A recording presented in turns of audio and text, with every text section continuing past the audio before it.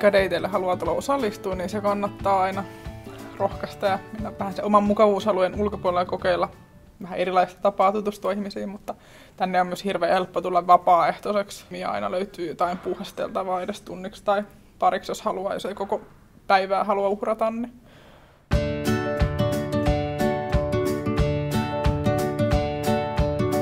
Jokaisella on siis semmoinen deittitarra, missä on tuossa niin kuin oma nimi ja semmoinen deittitunnus. Ja yleensä naiset istuu pöydissä ja miehet kiertää sitten 3 minuutin välein, vaihtaa aina seuraavaa juttu seuraa. Ja sitten on tommosia muistiinpanopaperia, mihinkä voi jokainen kirjoittaa vähän muistiinpanoja siitä deittikumppanista, että kiva ja söpö ja komea tai mitä ikinä haluaakaan. Ja sitten niitä deittikortteja täytellään omilla yhteystiedoillaan, jotka sitten tilaisuuden jälkeen jätetään. Tuossa on tommoinen lokerikko tuossa eteisessä, niin sinne sen vastapuolen lokeroon, kenet haluaisi tavata jatkossakin.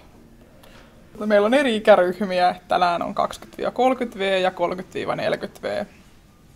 Ja niitä on siis ollut ihan plus 65V asti.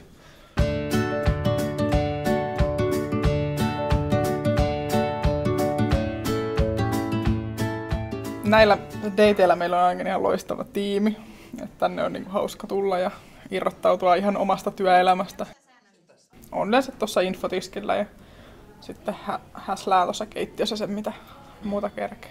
Mä tykkään olla ihmisten kanssa tekemisissä ja tutustua ja niin näihin deittailijoihin ja jutella ja kysellä kuulumisia. Niin mä vaan tykkään siitä, että ihmistä saa sellaista voimavaraa itsellekin. Ootko itse osallistunut pikadeiteille? En oo. Tää oli se eka kerta, kun se mahdollista. Katsotaan.